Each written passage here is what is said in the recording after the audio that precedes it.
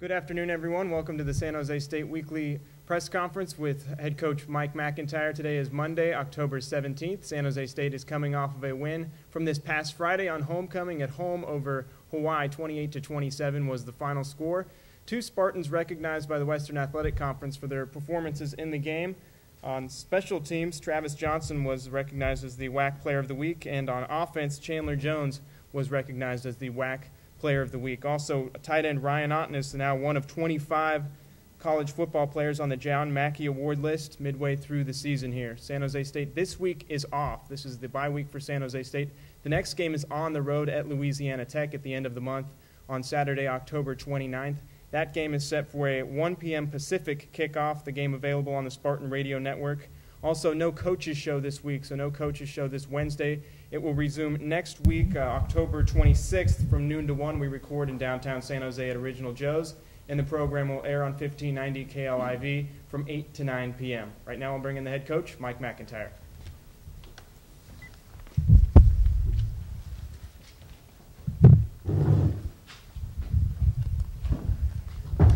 Again, thank you for being here. It was a very exciting night, Friday night, for San Jose State University and alumni and our players. I can't thank enough of the fans and the students that were there and everybody that put all the hard work into making it a really, really memorable night for us. And it's a great step in the right direction for our program, and something that, as I told the young men, we keep doing what we are doing and keep pushing in the right direction. There'll be a lot more magical moments like that and a lot of fun. And I think it's a great thing for our university. Our team played extremely hard, not exactly perfect, but they played extremely hard and never gave up. And I was very impressed with their effort and their poise on the sidelines throughout the game, and especially at the end when we had to get some things done, we got it done. And there was a lot of times they could have just hung their head and said, whoa, wait a minute, we're snake bitten, and they didn't. And that's very exciting to see. Travis Johnson's effort on the 2 field goals was phenomenal, but he also had 2 sacks and 3 tackles for loss. He was pretty much a beast in the game. And then Chandler Jones, what a story, what a phenomenal young man. From a walk-on when we first got here, earning a scholarship. This summer I was able to give him a scholarship. He's a very good student, a very good person, and his effort and hard work has paid off. He is a fearless competitor. That's what I can say about him. He's not the biggest. He's not always the fastest. He didn't always have the best hands. He's just a fearless competitor, and he proved that Saturday night. I haven't seen that before. I'd like to see it again. I'd like to see a touchdown on special teams, a touchdown running, and a touchdown catching. It's pretty good from a guy 5'8.5", about 165 pounds. And he kind of epitomizes, I think, San Jose State University and our football program. Just an overachiever and a guy that will never say no and won't die. So I thought Hawaii played really hard. I thought they had opportunities to win the game also. I was very impressed with their athleticism. I was really impressed with their quarterback again. Like I said he would, I thought he'd make a couple Houdini plays. I just didn't want him to make a lot. I think that one of the big differences in this game compared to us playing him last year is we did pressure him. He did feel the pressure.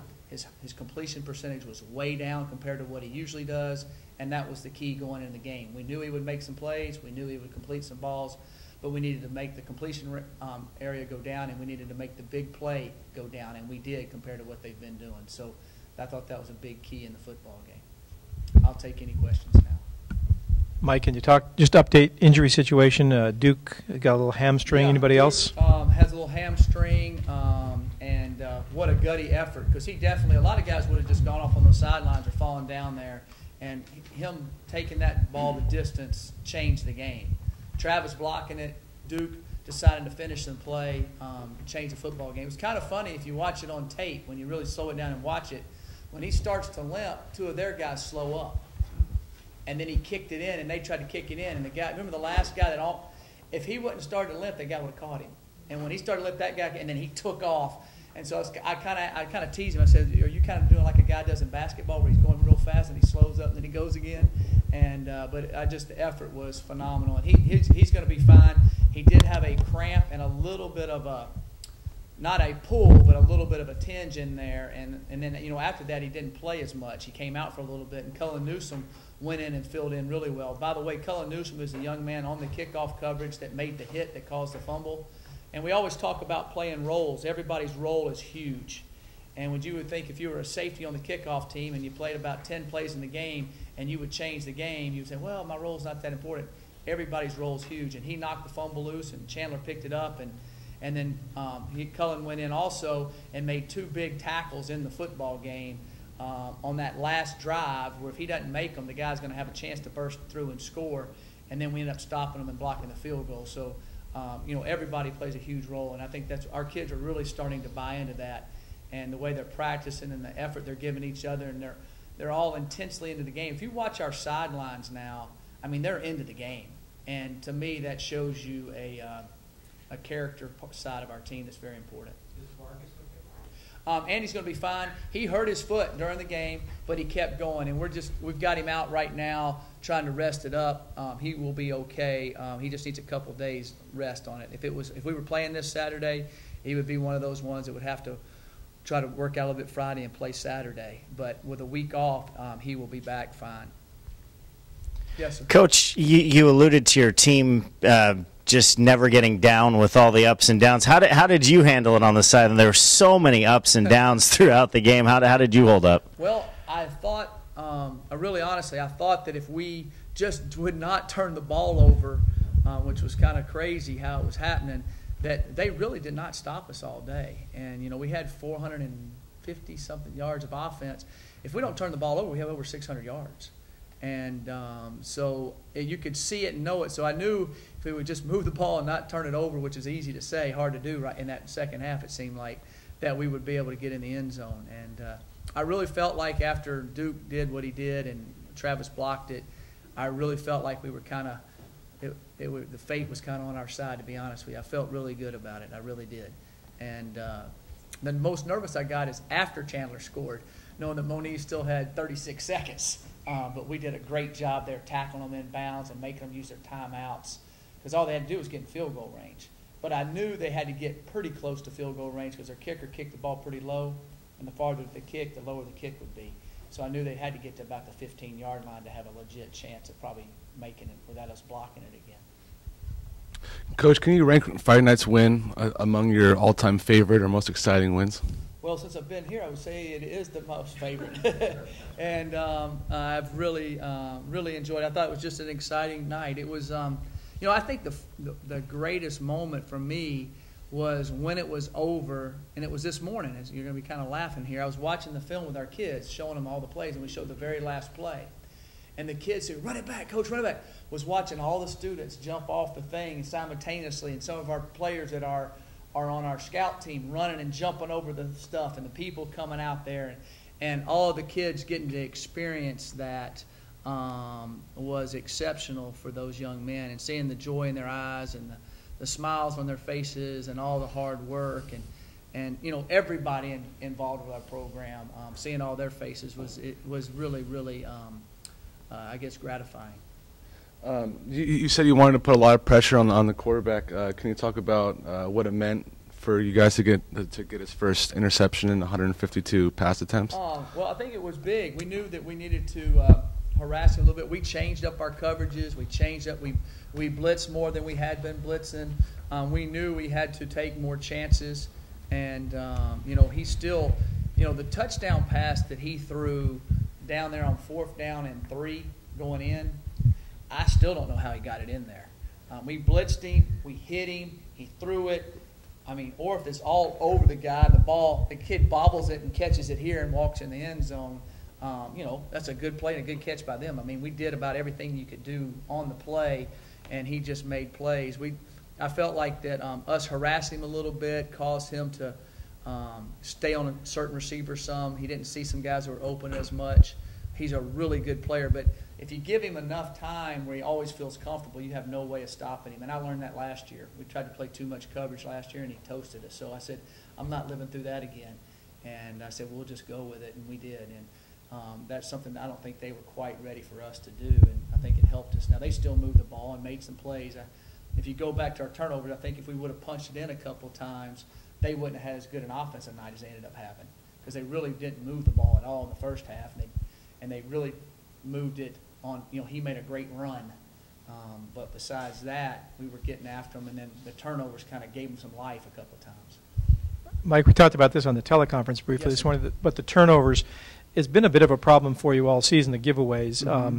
And you mentioned when you have long runs and people coming up from behind, but are you surprised that this is happening? You're averaging we 3 a game this year. Yeah, we work on it a lot. The other night, 2 of our better players had the balls taken from them. I was concerned about. I talked to Brandon. It won't happen again. He hadn't. I talked to him before the game. He hadn't been hit a whole lot. Fumbles are going to be a cause. Really, and it came to fruition a little bit there. But we still needed him out there playing and going after it. Yeah, that's something we're going to keep working on. We've got to cut down on some of our interceptions, but we definitely need to cut down on our turnover situation, and something that we're focusing on and doing. Now, the thing you can't do is you can't press and say, well, I can't turn it over, and you can't make any plays. Bill Parcells said, yeah, you got to watch the turnover ratio so you can go out there and run quarterback sneak 60 times and never turn the ball over, but you still don't gain a yard. So we've just got to be smarter with the ball, and we've got to realize that, Ron Otten is going to keep making plays downfield, and they're going to keep coming from sides and hitting. That's what they've decided to do now, So he has to understand that. Now, that's happening to him more, so he'll get better at that. Brandon Rutley's breaking a lot more big runs, so people are understanding that's coming, and they're saying, hey, when he breaks loose, go for the ball. And so the teams are thinking about it more. So we are working on that harder, and we have drills that we work on that, and I think we'll be much better at that. Now, we're still going to have a turnover here and there. We just don't need to have 6, that's for sure. It hasn't been a constant problem for Brandon, right? No, it has not. And I think, when you come back off an injury and you hadn't been hit, and all of a sudden you break loose a few times and guys are hitting you from every side, it's kind of like, I'll use basketball again. When you come off a basketball ankle and you can shoot and everything, but your ball handling kind of gets a little rusty, and you kind of turn the ball, you dribble the ball off your foot one time when you shouldn't, kind of to that effect. And he'll be fine. Matter of fact, I was teasing him, but if you see him now, I'm making him carry a ball around everywhere he goes. He said that being a little rusty is no excuse. So do you like the fact that he's taking it all? Oh yeah, he's taking it all on there. He's such a great kid, and he's got a great smile. He has great charisma. He wanted to be on television on the interview so bad. He was standing there by me, and afterwards I said, Brandon, you would have been up here if you would have held on to the ball. And he goes, I will next time, Coach. I will next time. So that'll motivate him too, I can promise you. Mike, are Faulkner's interceptions a result of forcing the ball or misreads or blown routes? Well, a combination. I hate to answer that like that, but, he forced one in there that they picked off, and then the corner made a great play on the one he broke on the sidelines. I mean, the guy made, and then the other one was a little. There was some communication, and we messed it up and that type of thing. So all 3 of them hit all 3 of those areas. We just can't have that happen. But all credit to Matt. He's unflappable. I mean, he comes back out there and. If I would have done that, I think I'd have been worried about throwing. He just comes out there, throws the ball right down the field, and we go in and score. And so I think, the really good quarterbacks that know how to throw it. He threw it. He was a really good high school passer. They threw a ton in high school at Flower Mound High School, and then when he was at Mount Sac, they threw the ball a ton under Coach Kraft, was his offensive coordinator, who's a very good passing game. So he understands the passing game. So he understands when he messes up to come back and just rally back and go. I think he'll be better with the football. But that's also he's just got to learn from those mistakes and keep going. But I was really excited about how he came back and did it and was able to take us down to score. Coach, how many players are you redshirting this year? I'm not exactly sure. I've got a few guys that are still on the borderline of what we're going to do. We're going to decide this week because I won't play them after this week. I'll sit down and have the exact number because I even have a couple of guys, some of the guys that played last year because we had some kids come back and some other things that I might redshirt some guys that even played last year that we haven't played this year yet because we've stayed relatively healthy. And this is kind of the cutoff time.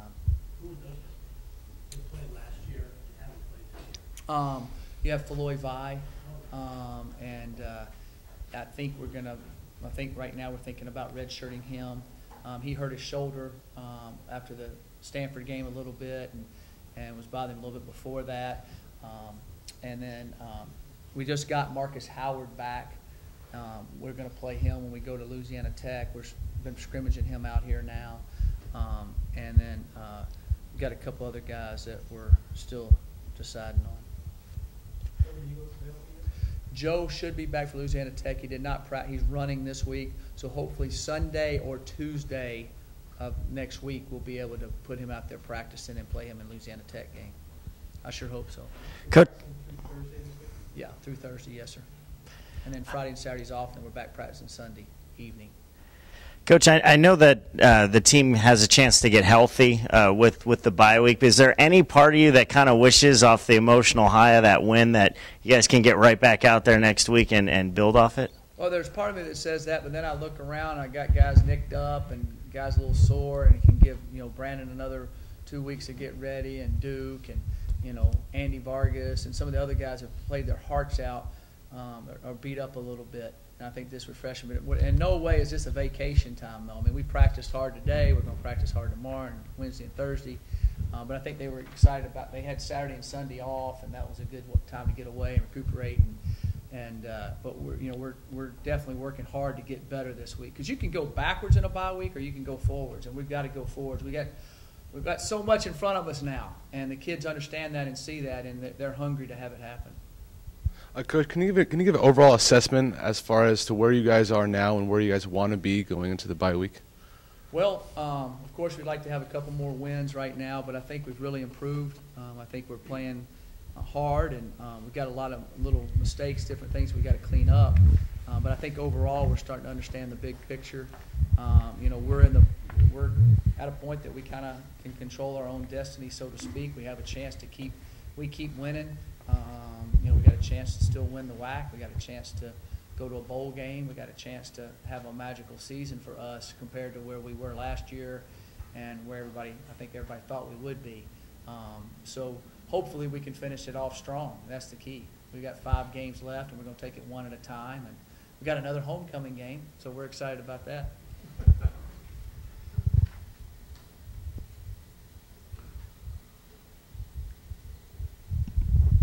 On that topic, Mike, do you worry at all that your guys who haven't experienced an awful lot of success up till now, you don't want them to get ahead of things and start thinking about too much about those big picture things, or is it good for them to have that in front of them? Well, I tell you, it's twofold.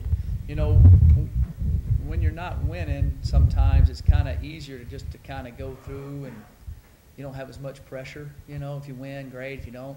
But now they've won some, and people start telling them, hey, you could do this, and hey, you could do this. Well, that's a little more pressure, and that's a little bit more work, and it's a little bit more. You can't just do the same old, same old. We have a saying, you're either getting better or you're getting worse. Nothing stays the same. And so we've got to get better. And so they've raised the stakes, so to speak, and now we've got to go reach that. And so it's a situation where they're hungry, and they've got to stay hungry, and we've got to keep pushing.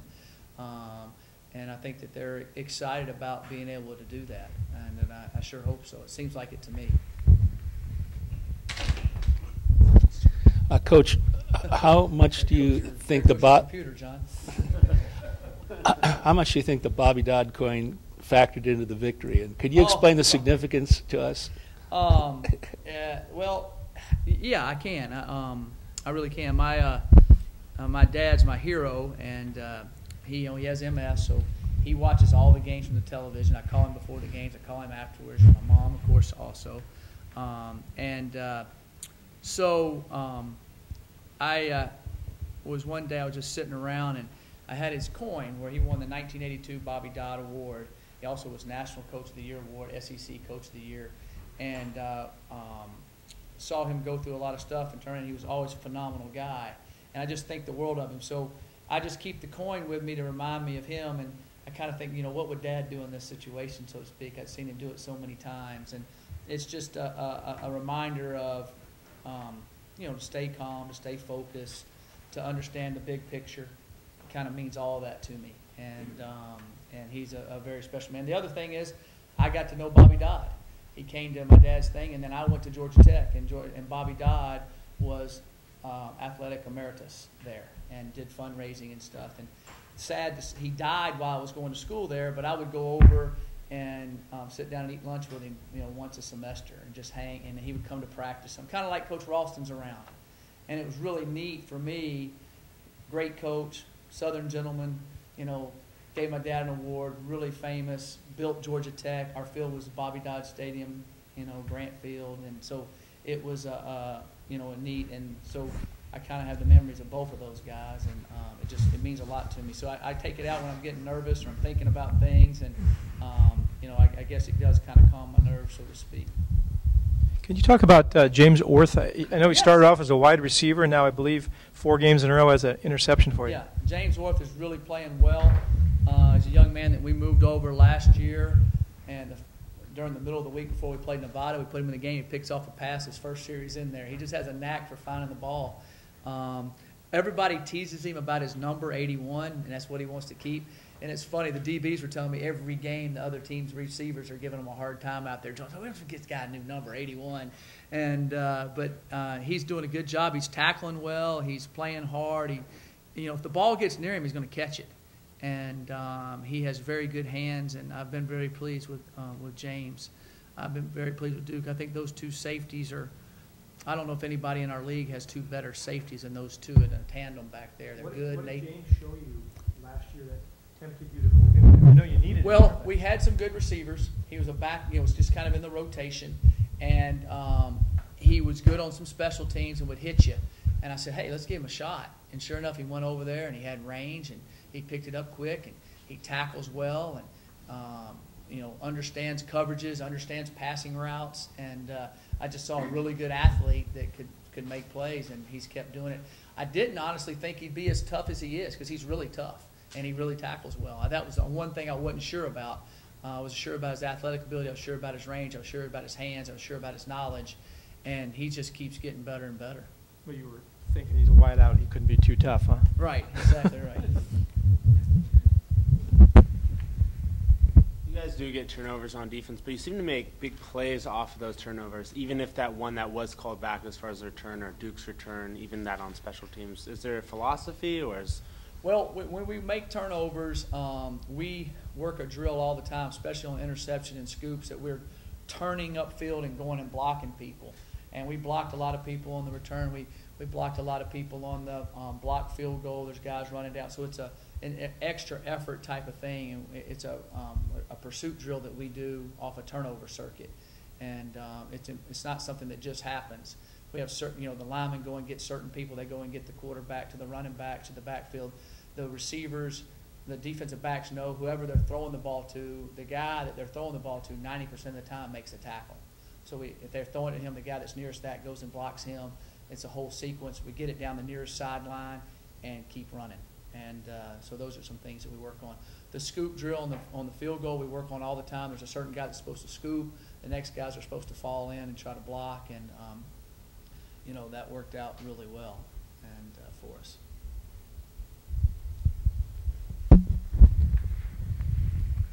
Yeah, last thing, Mike. On the interception that Peyton Thompson appeared to score on, what in the world did your guy do to get flagged back there? He's a young guy that they ran a screen pass, okay, and we jumped in man coverage for the true man, not zero, but man free, and Peyton made a great read and jumped it. Well, they ran a double screen. They ran a crack screen on that side and a crack screen on this side. He could have thrown it to either side. Well, the big old number 18 for them, he's about 6'4", about 220, wide receiver. He came in and cracked Benet, and just whack, just killed him. So Benet hops up real fast and sees the interception. So he sees the guy run, says, I'm going to get him back, and he hit him back. So he retaliated on it. It was a clean lick. It was just behind the play. And the way the rule interprets, if he's not in a position to make the play, he's like 30 yards behind it, you're not supposed to hit him. And he hit him hard enough so they threw the flag. So it was a bonehead mistake by Benet. We've talked about it. Matter of fact, he apologized to the team after the game. We talked about it on film. You can't do that. And hopefully he'll learn from it. Hopefully our whole team will learn from that situation, because that took 7 points off the board. You know, sometimes they don't call those situations, but sometimes they do, and so we got to make sure we do the right thing. So that's what happened.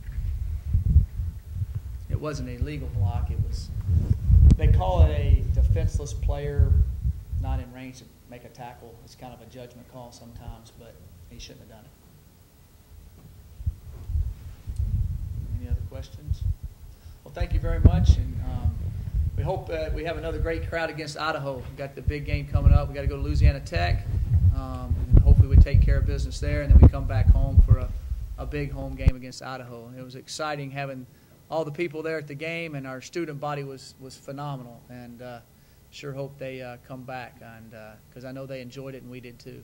So thank you very much. Appreciate it.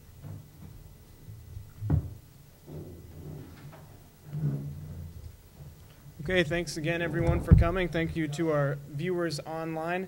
A reminder, San Jose State has a bye this weekend. However, Louisiana Tech, the next opponent for the Spartans, coming in off of a bye. If you'd like to follow them, they do play this Saturday at Utah State. The kickoff is at noon Pacific time. And then also next week, we will have a weekly press conference on the 24th of October with Coach MacIntyre as we get set for Louisiana Tech. Thanks again.